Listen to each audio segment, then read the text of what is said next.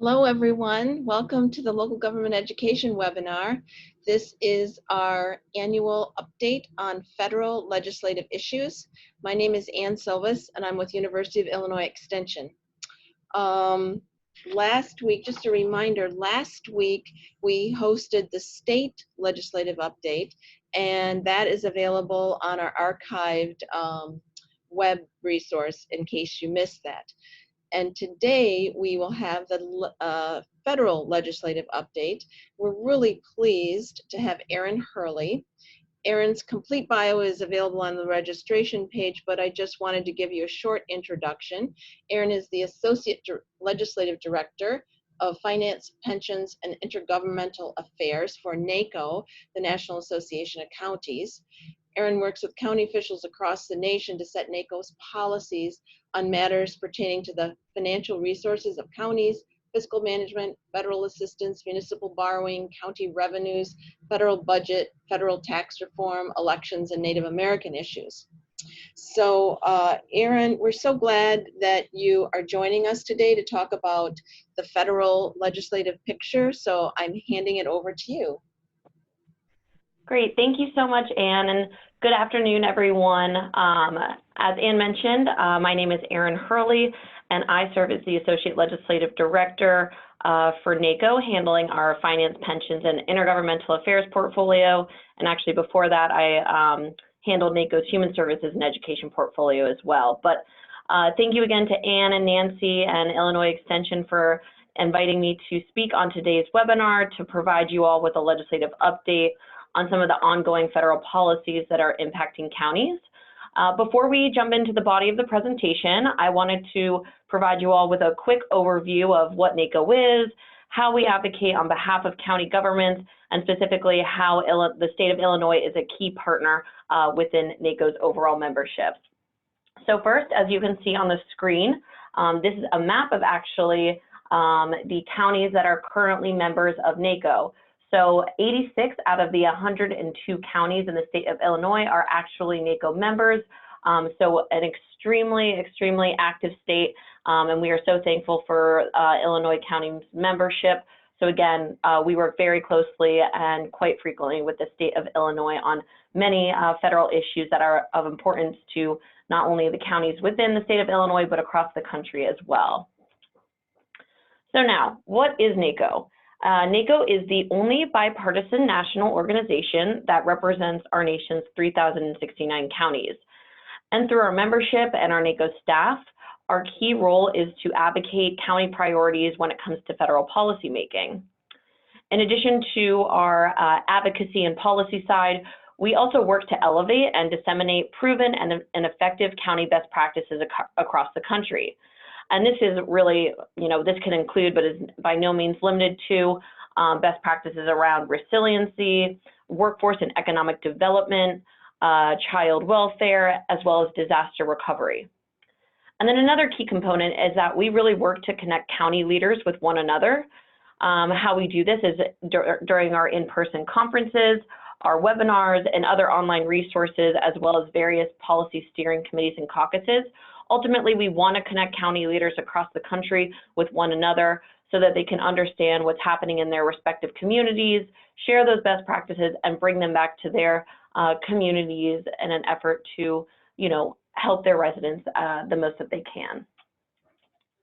And so, as I mentioned just now, those policy steering committees, I also at this point, I just want to kind of provide a quick overview of what NACO's policy process is and which bodies within our membership these include.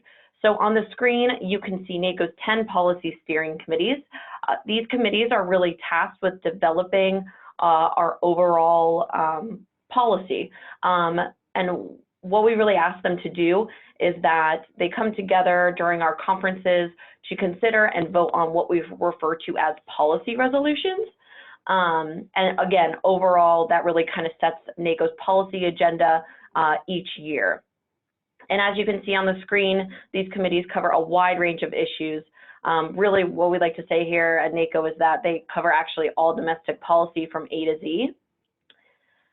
And while we know that, so these policy steering committees are really involved in NACO's policy process that I had mentioned before. So you'll see on this graph, those 10 policy steering committees are at the bottom. These 10 policy steering committees come together 2 times a year to vote on, consider policy resolutions, as I mentioned. The first time is during our legislative conference, which is actually coming up at the end of February here in Washington, D.C. And then they come together again at our annual conference, which is in July in various locations from year to year. Each one of those 10 policy steering committees are actually responsible for voting on their respective policy resolutions that are passed to the committee.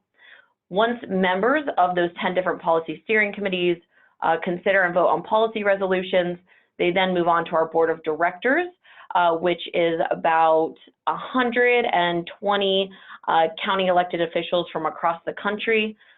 This is a really good representation of all counties across the country, as well as some of NACO's affiliate organizations. This board of directors votes on those respective policy resolutions, and then that moves on to our full membership. So again, our full membership, which is several thousands of individuals, they actually vote on these policy resolutions, and ultimately this is what becomes our American County platform. If you are interested, we actually have our American County platform on the NACO website, and it really it lays out exactly what NACO is advocating for on behalf of counties on a yearly basis. And again, what we like to say is that what NACO is advocating for when we meet with federal agencies or folks on Capitol Hill is that our policy is completely membership driven. So we really are advocating for the county voice when we meet with our partners. And so now we oftentimes know that, you know, decisions at the federal level may sometimes seem really unrelated when it comes to the county level. But ultimately, through this process, what we like to demonstrate is that federal policies often have a direct and long-lasting and costly impact on counties. And so that's why we really are always kind of reiterating to our membership that, as well as our federal partners, is that counties need a seat at the table when we're talking about developing and implementing these federal policies across the country. So now, moving on to our legislative update. So as many of you on today's webinar probably know, it's been quite an interesting year, especially in 2019. And despite a challenging legislative and political environment, there have actually been some very solid advocacy wins that have impacted counties, both in Illinois and across the country. When we really talk about wins or successes here in Washington, D.C., we look at a few things. Most important is our ability to influence final legislation and regulations. We also consider it a success to make incremental progress, including drafting legislation for members to introduce and getting marked bills moving on key county issues. Once legislation is drafted, it may sit on a desk or in a drawer for a while, but when they can move at lightning speed. We also define success in advocacy by how we increase the relevance and visibility of counties and our priority issues, and ultimately drive the narrative to influence federal policy. Really, ultimately, if we can get members of Congress talking about NACO and counties on the floor when they're, you know, at different congressional markups or hearings, as well as using our data, getting the media to publish our op-eds and discuss county issues, and even third-party groups and other think tanks to help tell our story, it all really helps move the needle in such a competitive place, and again, make sure that counties have a seat at the table. And speaking of moving the needle in the past year, we've worked very, very hard with the administration to recognize counties as leaders on domestic policy. And really, honestly, no matter which party is in power, they make decisions every day that impact county governments, and we need to maintain open lines of communication and work to influence their work and decisions. So now, kind of as a recap, what's been happening and how NACO's been closely working with the administration over the year. For the second year in a row, the White House invited back county officials from every state for federal briefings. This year, almost 1,500 county officials came to Washington, D.C. for important briefings at NACO and the White House. We've also worked to get county officials at the table for initiatives and discussions around infrastructure, including rural infrastructure, opioids, opportunity zones, affordable housing, veterans and veteran suicide issues, reducing regulatory burdens on state and local governments, law enforcement and justice, trade issues, including the United States-Mexico-Canada trade agreement, and actually just a few weeks ago, the U.S.-China Phase 1 trade agreement as well. And then finally, as well, too, on immigration, which we've actually made a huge headway with the White House on informing some of their immigration policies, and that they should consider a lot of the county input when they're deciding upon those. So these are just really a few examples, but what NACO's doing is that we're really trying to make a strategic effort to leverage our members' expertise on these issues. And then on the other end of Pennsylvania Avenue, Congress has also been hard at work on things, and things will really only get more interesting with the 2020 elections coming up. So kind of to just set the stage of where we are right now, there are actually 101 new members of Congress this year. And if you trace back just 5 years, nearly half of the entire Congress is new. So there is a really continual education process that has to be done on issues that pertain to counties and local governments, and especially around the need for a strong federal, state, local intergovernmental partnership around policy. We currently have 75 members of Congress that are former county elected officials, and 16 of those are actually in the Senate. So now moving on to what we're dealing with currently. So Congress is obviously divided for the first time in years, with Republicans having a 6-seat majority in the Senate and Democrats having a 39-seat majority in the House. So if you think about it, the margins for error are pretty slim for leaders in both chambers, as I'm sure many of you all know from the news over the past year. And so even though Republicans control the Senate, they do not have enough votes to pass anything they want. So Senate Majority Leader Mitch McConnell has to get 7 Democrats to vote with them to get the 60 votes needed to pass anything in the Senate. And then over on the House side, if all Republicans stand united against Democrats, House Speaker Nancy Pelosi can only afford to lose 20 or so votes from her own party. So she really has to carefully navigate the politics between the party's progressiveness and more moderate Democrats.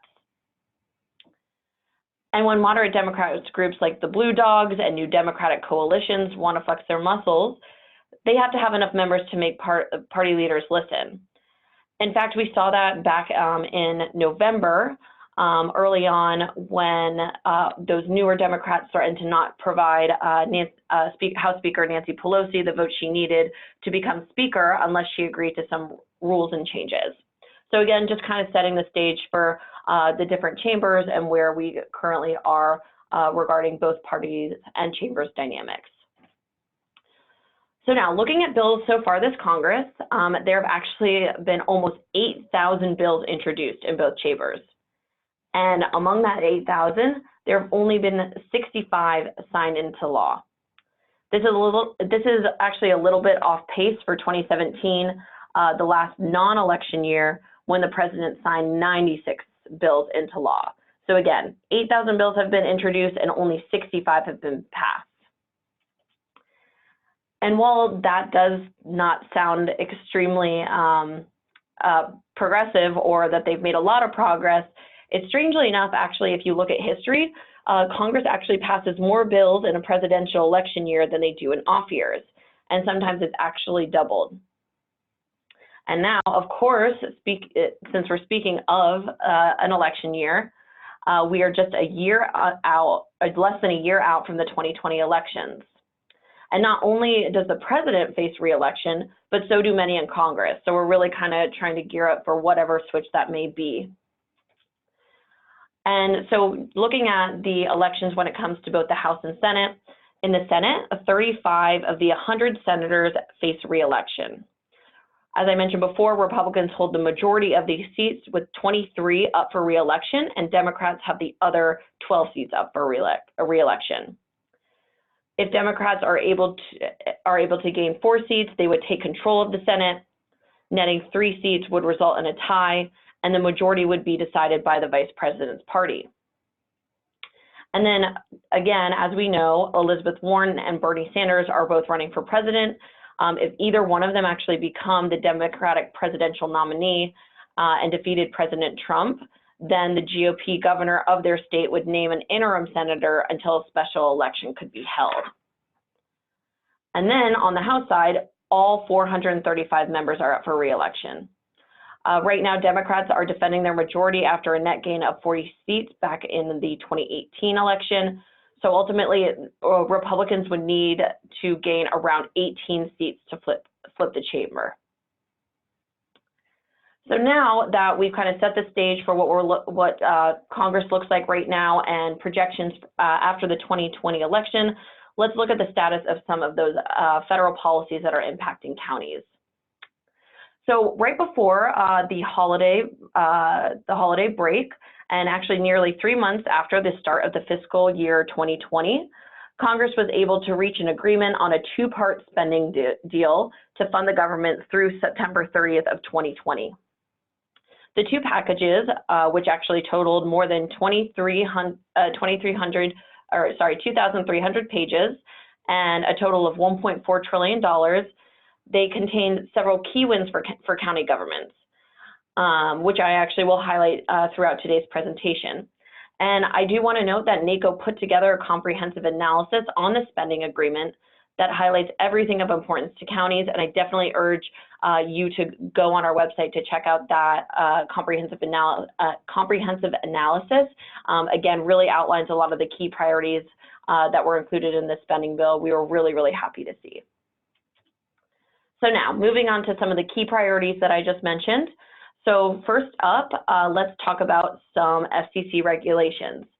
The FCC and some members of Congress have really been giving us a run for our money when it comes to their efforts to preempt state and local governments around 5G deployment, cable franchising, and broadband maps. And we've been really hitting back on these issues, both from a regulatory perspective as well as through legislation in Congress. On issues of the FCC's inaccurate broadband maps, we continue to use our Tested app. That actually NACO developed, and we've actually had over 14,000 downloads, resulting in over 100,000 tests across the country. And just to give you a little bit additional information on NACO's Tested app, what we are trying to do with this, as I mentioned before, NACO, we heard from our membership that the Federal Communications Commission's broadband maps were inaccurate. So for example, it showed that a rural county had a high amount of broadband in their community, right? However, we were hearing from our members that that was inaccurate.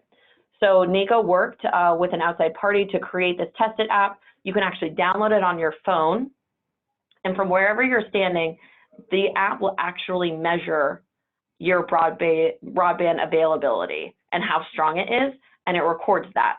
So we're using that data to compare to the current FCC map to demonstrate that their numbers and data sets that they have may be a little bit inaccurate, so we can help inform federal policy, both for the federal agency, the FCC, as well as when we're meeting with members of Congress that are developing new bills to address this issue.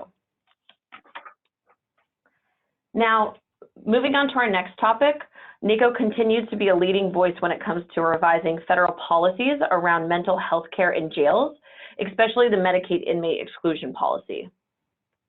This has been a signature issue for NACO this year, but for folks that are not familiar with this issue, in most states, when someone is arrested and put in jail, their federal benefits, including Medicaid and some veterans benefits, are immediately terminated rather than suspended.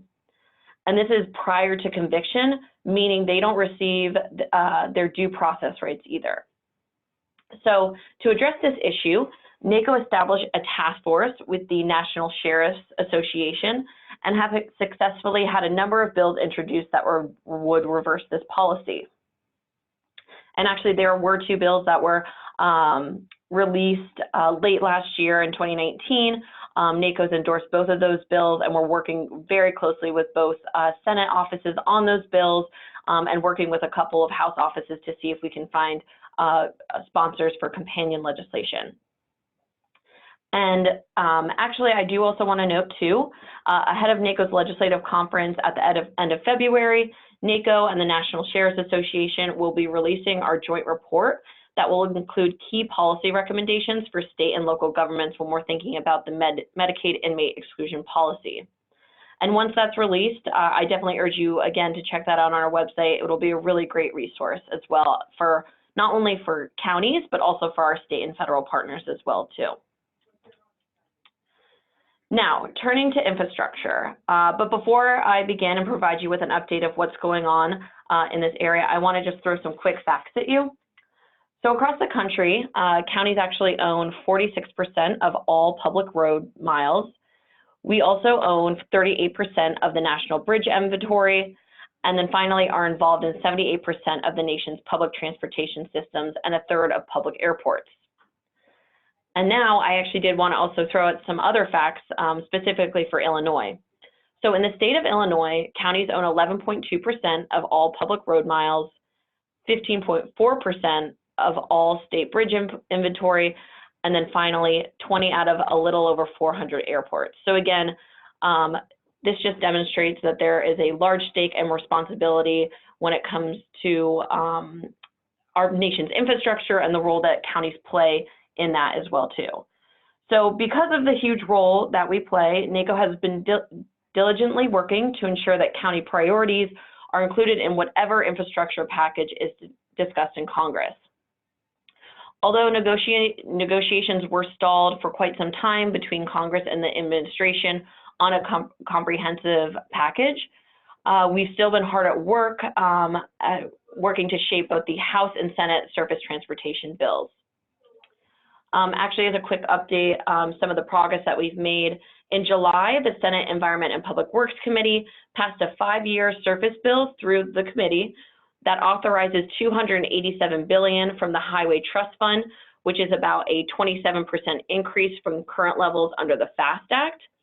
That bill contains a lot of provisions, but of note for counties, it maintains the Off-System Bridge Program, which is a new competitive grant program for deficit bridges, streamlines the federal permitting process, and new funding aimed at resiliency and safety. And then we were also successful in beating back a nearly $7 billion rescission or clawing back of unobligated highway infrastructure funds. That clawback was actually supposed to happen last summer, but we worked with some partner organizations to ensure a bipartisan repeal was included in the continuing resolution that was passed prior to the budget deal that I mentioned earlier that was agreed upon in December 20th of 2019. I also do want to note there was a very recent development actually yesterday. The House of Representatives actually released their comprehensive infrastructure plan. It has a lot of great items included in that, not only pertaining to roads and bridges and airports, it actually has other provisions included that relate to resiliency, broadband, tax-exempt municipal bonds, and other financial tools. So again, which was just released yesterday, and NACO's really combing through the language of what that plan looks like. And again, happy to share those resources with you, with Nancy and Ann, for you all to have access to those, but it will definitely be on our website as well. So again, we were really excited to see that plan released, and again, really some great county priorities included in that. And then on the regulatory front, the Department of Transportation recently announced a major initiative to support transportation needs in rural communities. The Rural Opportunities to Use Transportation for Economic Success, also known as the ROOTS Initiative, will provide technical assistance to rural stakeholders in understanding how to access Department of Transportation grants and financing products, while also developing data-driven approaches to better assess the needs of rural transportation projects. So again, we've really been working on infrastructure and transportation and have made a lot of progress in these beginning stages to ensure that county priorities are included in whatever infrastructure package Congress and the administration are able to muster up. And now turning to some of our disaster-related efforts, it was a big win to get a $19 billion disaster aid package passed early last year. We've also been able to help secure multiple short-term extensions on FEMA's National Flood Insurance Program. So in terms of background for what the National Flood Insurance Program is, basically the program is around $224 billion in debt, and Congress is working to address the solvency of the program and balance affordability for property owners. There have actually been 16 short-term extensions since 2017, and the most recent extension carries the program through September of 2020, which again, we were very excited to see. The extension was included in that overall budget deal, again, that I mentioned, that was signed into law right before the holiday break. So that longer term extension gives congressional lawmakers a chance to sit down and try to agree upon a longer term reauthorization for NFIP. But in the meantime, also disaster related, there's been major progress recently with the House Financial Services Committee passing a bipartisan measure that calls for increased funding for expanded and improved flood mapping and mitigation programs, repeal of surcharges, and tweaks to payment and appeals processes that have been cumbersome for many policyholders. And what we ultimately hope is to get, we hope that this bill will get time on the floor, and then it can head over to the Senate.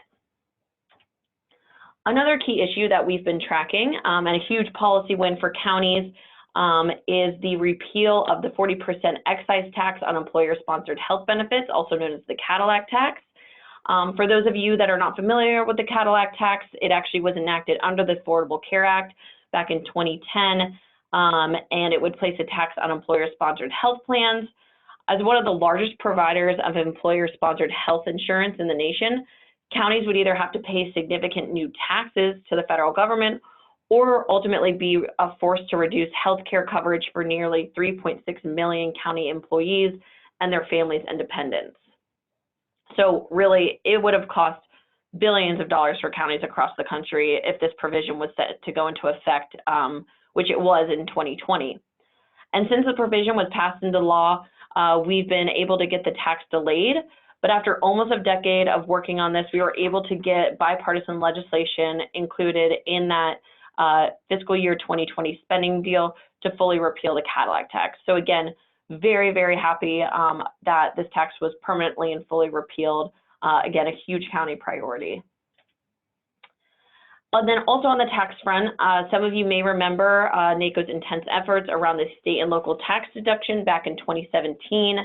And just for an update on this issue as well, before House lawmakers adjourned for the holidays, they successfully advanced legislation to increase the limit on state and local tax deductions and eliminate a penalty against joint filers, who now have the same deduction limit of $10,000 as single filers. NACO really has long argued that preserving this deduction is an integral part of our federalist system and ensures state and local control over our own tax decisions and prevents the federal government's taxing authority from overwhelming ours. So to give you an example of why this issue is so important, and specifically pertains to Illinois, is that there are actually almost 2 million households claiming this, claiming the state and local tax deduction. And of those claiming SALT, 85% of them are middle income households. So again, it was a huge priority. And now that the House was able to pass their respective bill around SALT repeal, we are now working very closely with the Senate in an attempt to have a member introduce companion legislation. So now moving on to ongoing issues in our nation's capital related to workforce and economic development, as well as social mobility. Top of mind right now for these issues are around program reauthorizations and, of course, funding. Our nation's federal welfare system, our federal welfare program, known as the Temporary Assistance for Needy Families, also short the TANF program, was reauthorized through May of 2020. For those of you who may be unfamiliar with TANF, it is actually county administered in 10 states across the country, covering more than 51% of all TANF program recipients, so a huge portion that counties are responsible for.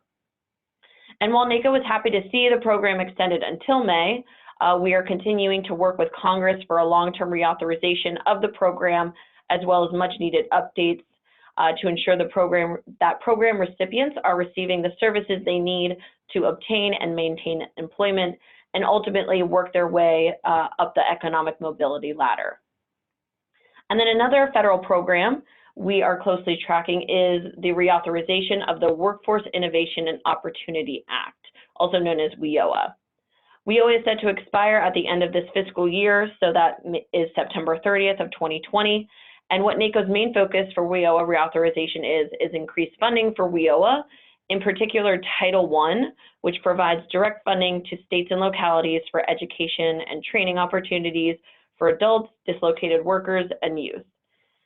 We will also be advocating to maintain local authority with enhanced flexibility to meet the needs of businesses and job seekers.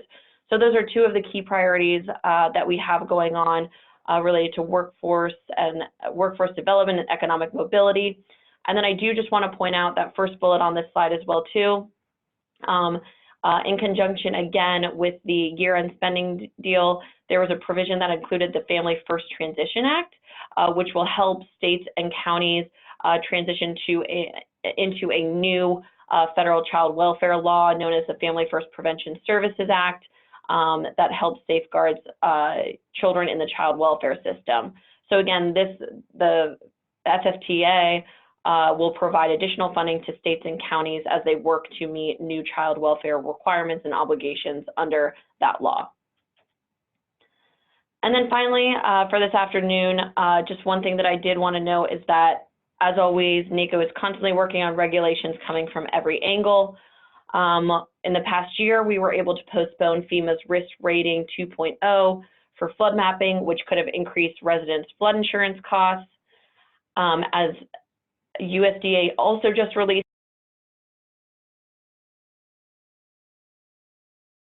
hardship waivers for the food stamp program starting in 2020 and 2021.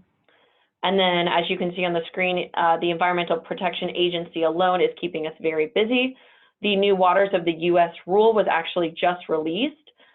This is after much debate over the last several years. This is a 300-page rule. And again, we worked really, really closely with the EPA to ensure that they had the county perspective on this regulation.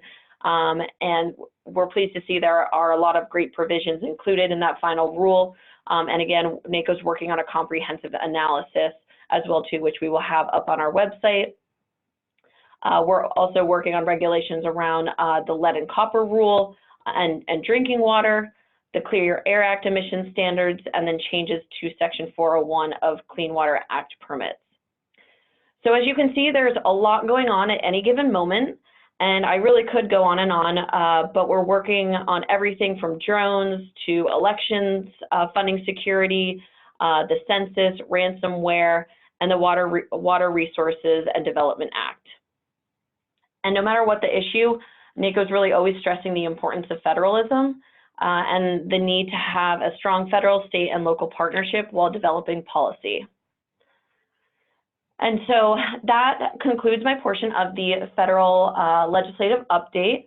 But again, just wanted to also finally inform you about some of our NACO resources and how you can help and also become involved in NACO.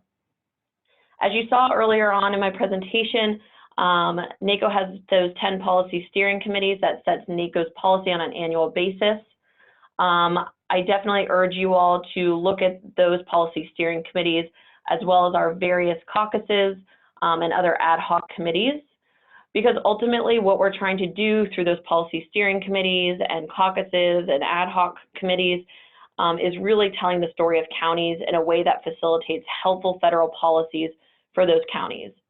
And by joining these committees, you can make sure that our national story is reflective of the Illinois experience and the needs of Illinois counties. If you are interested in a particular issue area, you can, again, go on our website to read more about those policy steering committees. As I mentioned, we really cover all domestic policy, ranging from agriculture and environment to transportation and technology. And then we also have caucuses for our urban and our rural counties and those caucuses actually definitely discuss policy issues that are unique to these counties, whether it be urban issues or rural issues. And then finally, I did just want to again mention some of the resources that we have on our website. We have a long list of 101 reports that outline different federal policies and programs that impact counties, and a lot of really helpful talking points when you meet with your respective members of Congress, or as well as your state representatives too. And they really outline how these federal programs impact counties. We also have a tool online called NACO's County Explorer.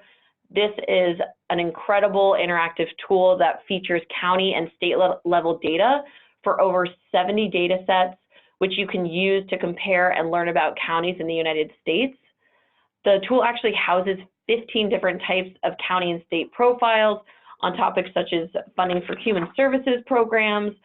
You can actually look up the status of your economy in your individual counties.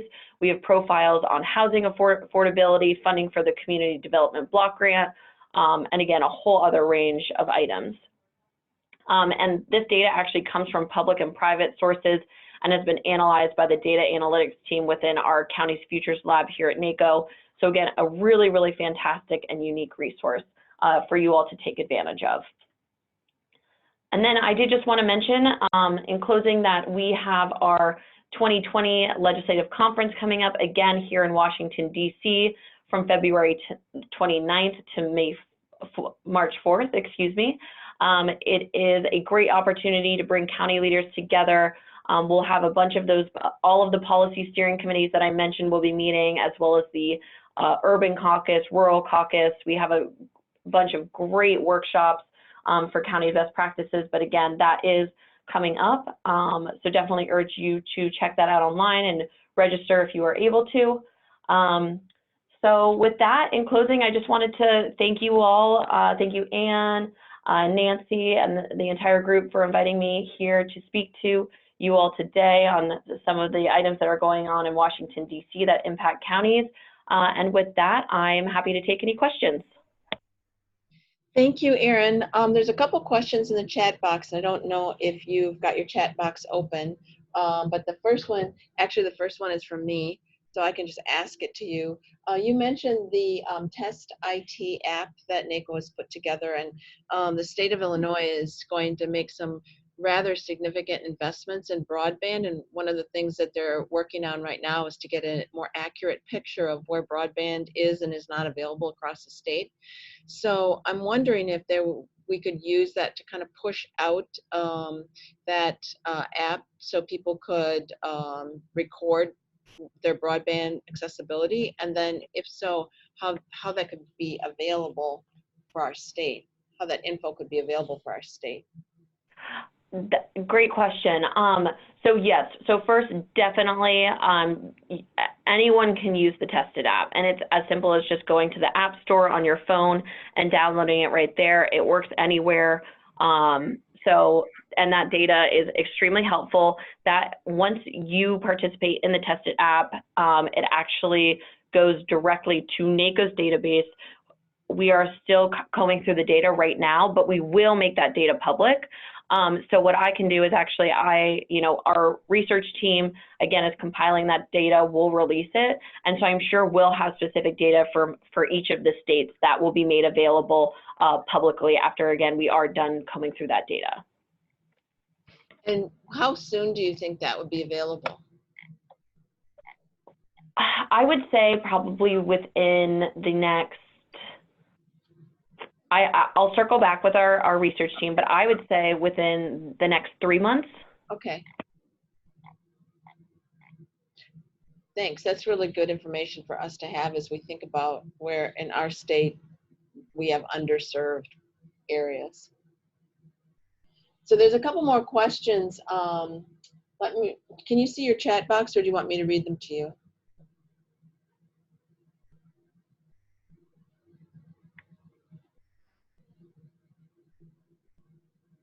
Sorry, Anne, I had myself on mute. If you don't mind reading them, that would be very helpful. Okay, so let me read you the next one.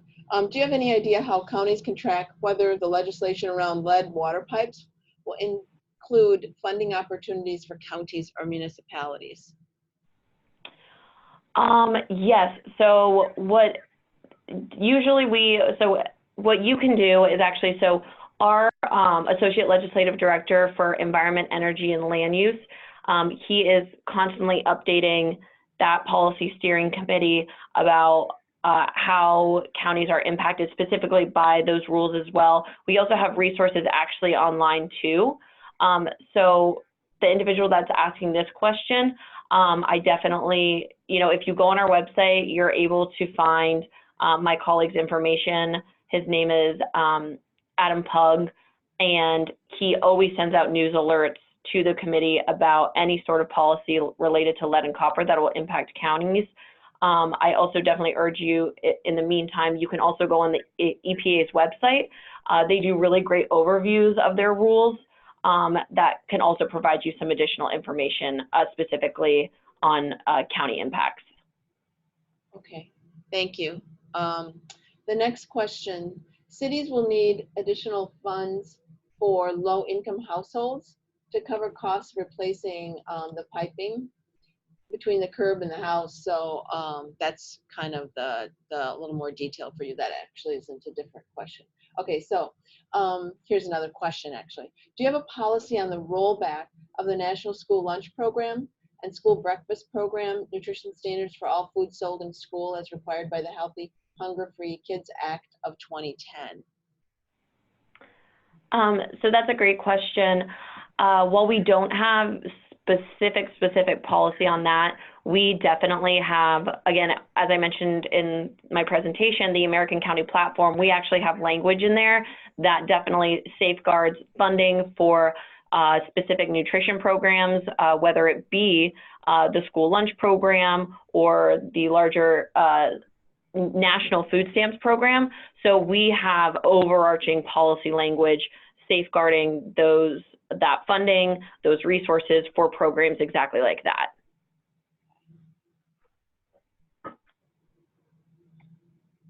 So are there other questions? Looking back, I think that's all the questions that we have from the chat box. I don't know if anyone else wants to ask a question using the chat box. We'll give us a minute or two.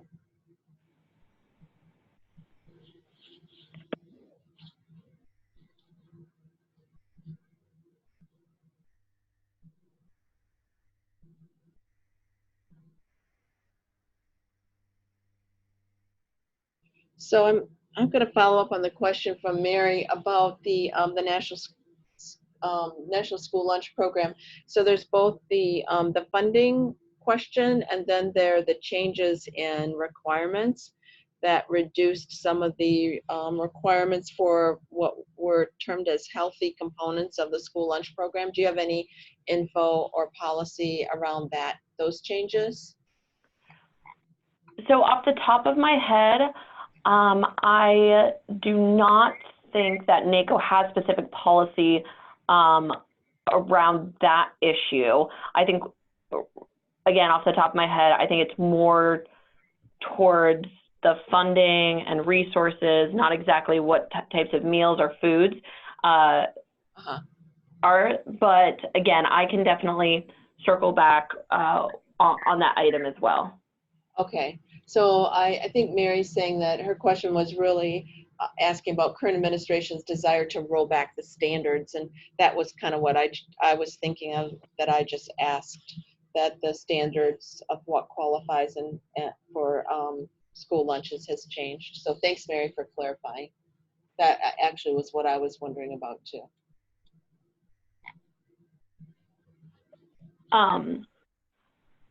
So we can definitely look into that, but again, off the top of my head, that would be included in our Human Services and Education platform. I do not think that NACO has explicit language about that, but again, definitely can provide some additional information after the webinar as well. Okay, thank you. Thank you for looking into that. It's good to know about those broad categories that you presented. and each with a platform, because I think that that helps us from, like a limited local perspective, see what is more reasonable in terms of federal legislation and see a broader, kind of the broader view around some of that info. And I do just want to say one note too. I think what might be helpful, since we did have that question on how do we track legislation around lead water pipes and funding opportunities and how counties or localities are involved in that. NACO has, we have a news outlet. It goes out every single week online. It's called County News Now. And actually, you can just go on our website and subscribe to that. It's completely free. So you would get a weekly email, and included in that email is a legislative update on a wide variety of issues currently, hot topics, what's happening here in Washington, D.C., and how they impact counties. So it can be somewhere from, immigration to the lead and copper rule to any sort of tax proposals that are coming down the pipeline. And specifically, it will outline how it impacts counties and NACO's policy position on that. So that's a really helpful resource. You can just stay up to date. Again, covers a broad range of issues. And then also finally too, it actually advertises upcoming, events or other sessions like webinars NACO may have that folks may be interested in joining as well. Again, on a wide variety of topics too. Thanks for that reference. I actually get that newsletter, and it's really interesting. Sometimes it has Illinois info, but it always has info that is interesting no matter where you're from, and to understand a little bit more about what's going on across the country. As we get close to finishing here, we'll put up a poll for you, so watch the chat box for a poll for those of you who have that access.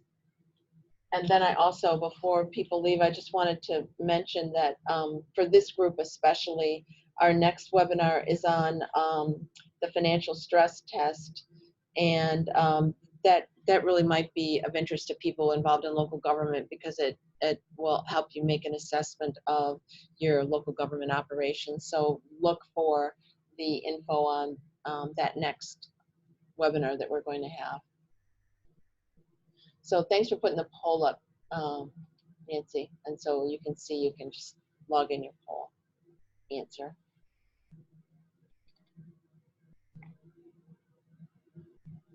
And Nancy's got the February 20th webinar link in the chat box too, if you want to go there directly, read a little bit more about it, and then you can sign up for that too.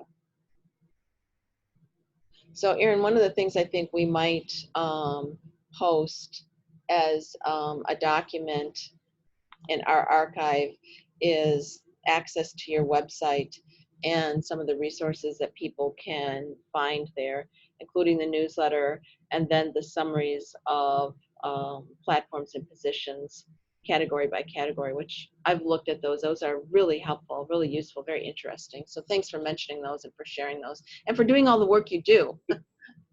Of course. And we're always here as a resource, always, and always happy to help.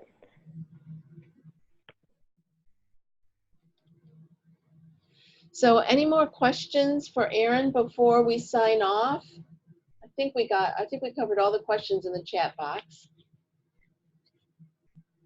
There's lots more available through NACO, as Erin mentioned, through their website, the newsletter, etc.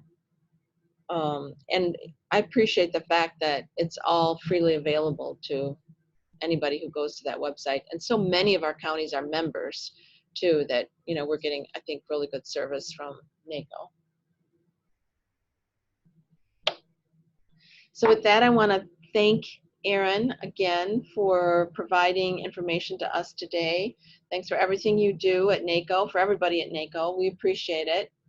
And just a reminder to take a look at our next webinar, and thank you all for participating. So with that, we'll sign off.